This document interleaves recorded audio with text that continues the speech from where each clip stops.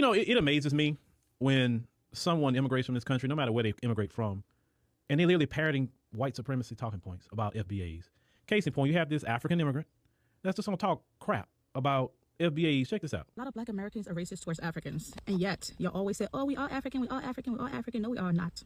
I'm African and you're black American, okay? Most of y'all blame us for everything, how we come to this country. We take away all your resources. Y'all been here forever, but having most of y'all, because I don't want to say everyone, have not accomplished too much. Y'all are stuck on welfare all day. Y'all complain for everything. And yet, you guys are hindered everything, but yet complain. The funny part is she's sitting in America. She's not sitting in her homeland. She's sitting right here in America in her car making videos about FBAs.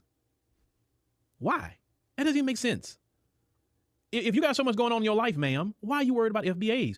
Matter of fact, why aren't you in your homeland making your country great? Why aren't you working over there? Okay, I want to talk about the African Americans that like to get on here and act like they've done something for Africa to a point where they think that us saying that we are welcoming them back to Africa, that we are begging for them, that we want money from them, that we want to use them, we want to abuse them. Listen, you don't have to come to Africa. Okay? I want to tell you right now, you do not have to stop getting online and fighting about not wanting to come to Africa. Look at all these African American people that have helped Africans. Africans have done nothing for African Americans. First of all those billionaires you mentioned, those are tax write-offs. Did you know how your country works? Did you think that in America there are billionaires who give stuff away for free and not get a tax write-off? You think that's coming from the love? And I'm not saying those people don't love. I'm just saying everything that America gives to Africa has a tax write-off. You know that. So I'm not sure who you think is supposed to be jumping up and down because Jay-Z or Oprah built. You think of black people, you think of foundational black Americans. That's the first thing you think. We are the face of black people around the world. Because this, for the most part, our minds have not been colonized. A lot of people in other countries, their minds have been colonized. That's why they'll sit up and let all types of stuff go down when you are the majority of the population. Now, we gave it the old college try to reach out to other groups. They weren't reaching out. Okay, do you? Do you? Hold your own nuts, knock yourself out. What we're going to do, we recognize this is our land. See, for a long time, we've been tricked with the word African, not to disparage our African brothers and sisters. Other groups in the Western Hemisphere, Jamaicans, they don't say Jamaican.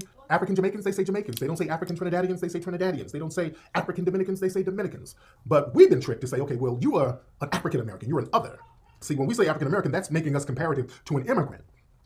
We have to reject that immigrant talk as it applies to us with everything. There's nothing immigrant about us at all, but we are a brand new. Why don't you feel comfortable dressing in African gear? Oh, in public? Yeah. It's kind of like... That's crazy. Let me tell you why. I don't even wear it for like family weddings and special occasions. I wouldn't be wearing it outside in public. Why are you only African when you're with your family? But outside of your family, you're black American. Identify yourself. Because we don't know who you are. We don't know where your family's from. We don't know what your true intentions are. We just don't know. Isn't that right? I mean, it's like coming into the country. We got to check your credentials before you come up in. This is what they're saying.